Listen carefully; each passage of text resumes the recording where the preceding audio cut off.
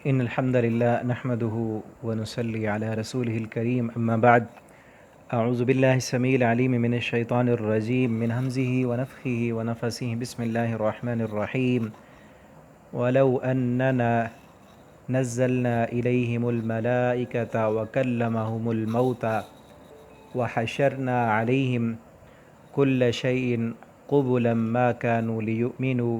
إلا أن يشاء الله ولكن أكثرهم يجهلون. الحمدللہ ہمارے 7 پارے کمپلیٹ ہو چکے ہیں اور آج انشاءاللہ ہم 8ویں پارے کا پہلا سبق پڑھنے جا رہے ہیں۔ آپ تمام دوستوں سے گزارش ہے کہ جس طرح توجہ کے ساتھ ٹائم نکال کر آپ اسباق سنتے ہیں، اسی طرح اپنے دوستوں تک بھی ان اسباق کو پہنچائیں تاکہ زیادہ سے زیادہ لوگ وہ قرآن کی تعلیم کے ساتھ جڑیں اور آپ کے لیے بھی یہ صدقہ جاریہ بن جائے۔ آپ اپنے واٹس ایپ پر، فیس بک پر ان اسباق کو زیادہ سے زیادہ شیئر کیا کریں اور پچھلے تمام اسباق جو ہے یوٹیوب چینل پر پلے لسٹیں بنی ہوئی ہیں، ہر پارے کی علیحدہ علیحدہ، تو اس میں تمام سبق جو ہے وہ ترتیب کے ساتھ موجود ہیں۔ ساتھی پوچھتے رہتے ہیں کہ کہاں سے ہم ڈھونڈیں، تو یوٹیوب چینل پر جائیں، وہاں پہ پلے لسٹ کا آپشن ہوتا ہے، تو وہاں آپ جائیں، اس میں تمام پاروں کی جو ہے وہ پلے لسٹیں بنی ہوئی ہیں، وہاں سے آپ دیکھ سکتے ہیں۔ تو آج کا سبق ہم شروع کرتے ہیں۔ وَلَوْ أَنَّنَا نزلنا، اور اگر بے شک ہم نزلنا ہم نازل کرتے الیہم ان کی طرف الملائکۃ فرشتوں کو،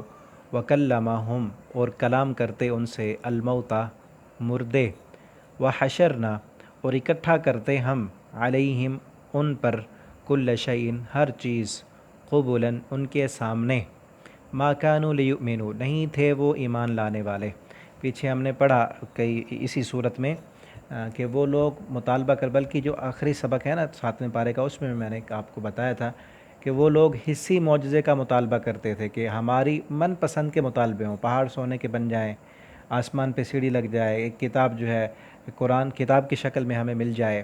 اور اس طرح کے وہ اپنے من پسند کے مطالبے کرتے تھے۔ تو اللہ فرماتے ہیں ہم جو ہے ان کے ہر مطالبے کو پورا کر دیں، ہم فرشتوں کو نازل کریں آسمان سے۔ وہ کہتے تھے آپ کے ساتھ فرشتے آئیں، وہ آ کر کہیں کہ آپ سچے رسول ہیں، پھر ہم مانیں گے۔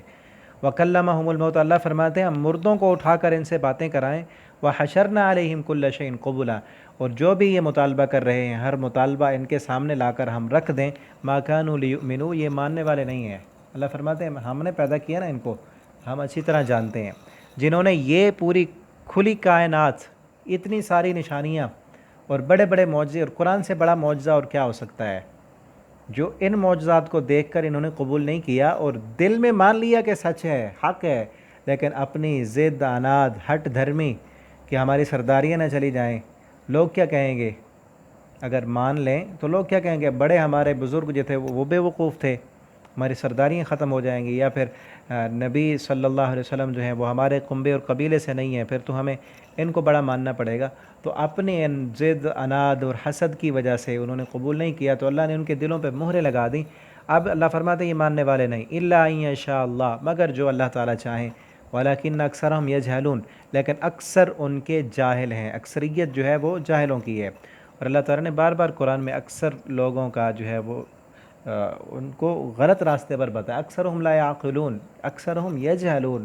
قلیلا ما تؤمنون تھوڑے ایمان والے ہیں، قلیل من عبادی شکر عقل مند انسان، سمجھدار انسان، مومن وہ کم ہیں، اور فاسق، فاجر، جاہل وہ اکثریت ہوتی ہے۔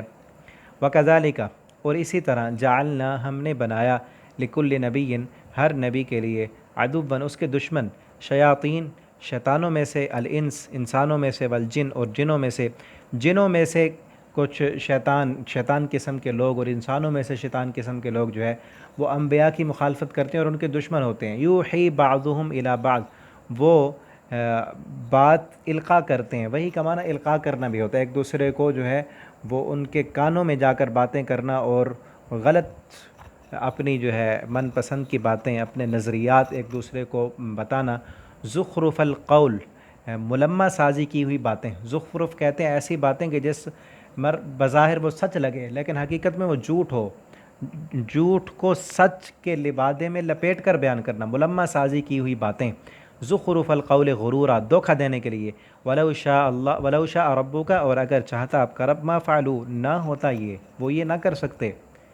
اللہ تعالیٰ آپ صلی اللہ علیہ وسلم کو تسلی دیتے ہوئے فرما رہے ہیں کہ اگر یہ لوگ آپ کی دشمنی کر رہے ہیں تو یہ تو ہماری سنت رہی ہے، آپ سے پہلے جتنے بھی انبیاء آئے ہیں ان سب انبیاء کے دشمن تھے، انسانوں میں سے بھی تھے اور جنوں میں سے بھی تھے، لیکن یہ بات نہیں ہے۔ آگے فرمایا نا، لو شاء ربک ما فعلوا، یہ نہیں ہے کہ اللہ رب العالمین معاذ اللہ کمزور ہیں کہ اللہ کے قاصد اور اللہ کے نبی کے ساتھ دشمنیاں کی جاتی ہیں اور ان کو ایذائیں دی، یہ بات نہیں ہے، بلکہ اللہ رب العالمین آزمانا چاہتے ہیں مومن بندوں کو، اس لیے آزمائش میں ڈالتے ہیں، اس لیے تنگیوں اور تکلیفوں میں ڈالتے ہیں، اور ہر انسان کے لیے راستہ کھلا چھوڑا ہوا ہے، ان پر زبردستی نہیں ہے، وہ جو کرتے ہیں کرنے دیں۔ اگر اللہ تعالیٰ چاہتے زبردستی منوانا ہوتا سب کو تو پھر یہ کبھی نہ ہوتا، کسی پیغمبر کے دشمن نہ ہوتے، لیکن اللہ رب العالمین نے امتحان لینے کے لیے، آزمائش میں ڈالنے کے لیے سب کو آزاد چھوڑا ہے، ہر کسی کی سوچ اور اس کا عمل اس کے ساتھ آزاد ہے، وہ جو مرضی سوچے، جو مرضی عمل کرے، لیکن بتا دیا ہے سب کو۔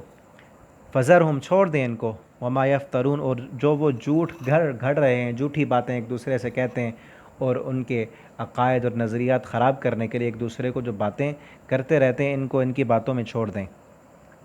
وَلِتَصْغَىٰ، اور تاکہ وہ مائل ہو جائیں، الیہ، اس کی طرف، افئدۃ الذین، دل ان لوگوں کے، لا یؤمنون، جو نہیں ایمان لاتے، ملمس سازی کی ہوئی باتیں کرتے ہیں نا،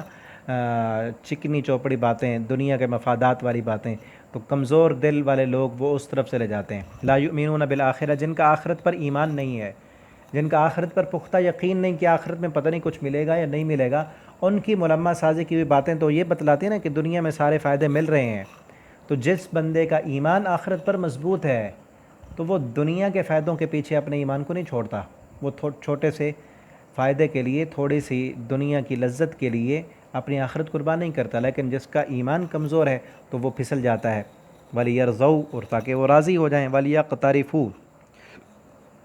اور تاکہ وہ کرتے رہیں، کماتے رہیں، ما ہم مقترفون، جو وہ کمانے والے ہیں، جو وہ کمانا چاہتے ہیں، دنیا کمانا چاہتے ہیں تو دنیا کمائیں، دنیا کے پیچھے بھاگیں، فائدے حاصل کر لیں دنیا کے، لیکن آخرت نہیں ہوگی پھر ان کے لیے۔ افغیر اللہ ابتغی حکما، کیا آپ غیر اللہ کے علاوہ، ابتغی تلاش کرتے ہیں آپ، حکمن کوئی فیصل، آپ اللہ کے علاوہ کسی اور کو فیصل بنائیں گے، کسی اور کو فیصل تلاش کرنا چاہتے ہیں۔ وَهُوَ الَّذِي، حالانکہ وہ ذات ہے، انزلہ، جس نے نازل کیا، الیکم، تم پر، الکتابہ، کتاب، مفصلہ، تفصیل کے ساتھ کتاب بیان کر دی، اس میں سارے فیصلے موجود ہیں۔ آپ کیا اب دوسروں سے فیصلہ کرانا چاہتے ہیں، کسی اور کو فیصل مانیں گے، جبکہ اللہ رب العالمین نے تمام چیزیں تفصیل کے ساتھ بتا دیں۔ والذین، اور وہ لوگ، آتیناہم الکتاب، کہ جن کو ہم نے کتاب دی، یعلمون، وہ جانتے ہیں، جو اہل کتاب ہیں وہی مراد ہیں کہ ان کو ہم نے کتاب دی، وہ جانتے ہیں، انہ منزل من ربک، کہ یہ قرآن نازل شدہ ہے آپ کے رب کی طرف سے، بالحق، حق کے ساتھ، فلا تکونن من الممترین، بس آپ نہ ہو جائیں شک کرنے والوں میں سے۔ وتمت کلمۃ ربک صدقا وعدلا، اور مکمل ہو چکی آپ کے رب کے کلمات، صدقاً، سچائی پر، وعدلا، اور عدل پر، آپ کے رب کے کلمات قرآن اور اس میں جتنے بھی فیصلے ہیں تمام سچے اور عدل پر مبنی ہیں، اور یہ مکمل ہو چکے ہیں۔ لا مبدل لکلماتی، نہیں کوئی تبدیلی ہونے والی اس کے کلمات میں، اللہ کے کلمات میں اب کوئی تبدیلی کرنے والا نہیں ہے، کوئی بندہ، کوئی دنیا کا شخص ان کو تبدیل نہیں کر سکتا، اپنی من مانی۔ پچھلی کتابوں میں تبدیلی ہو چکی، تحریف ہو چکی، کیونکہ اس کی حفاظت کی ذمہ داری اللہ نے نہیں لی تھی،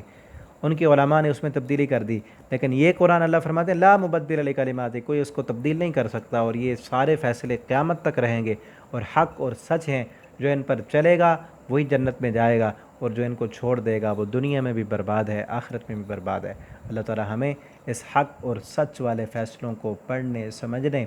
اور ان پر عمل کرنے والا بنا دیں۔ وَهُوَ السَّمِيعُ الْعَلِيمُ، اور وہ بہت خوب سننے والا اور جاننے والا ہے۔ آج کا سبق یہاں تک ہمارا کمپلیٹ ہوا۔ اللہ تعالی ہمیں قرآن کریم پڑھنے، سمجھنے اور اس کے مطابق زندگی بسر کرنے کی توفیق دیں۔ والسلام علیکم ورحمۃ اللہ۔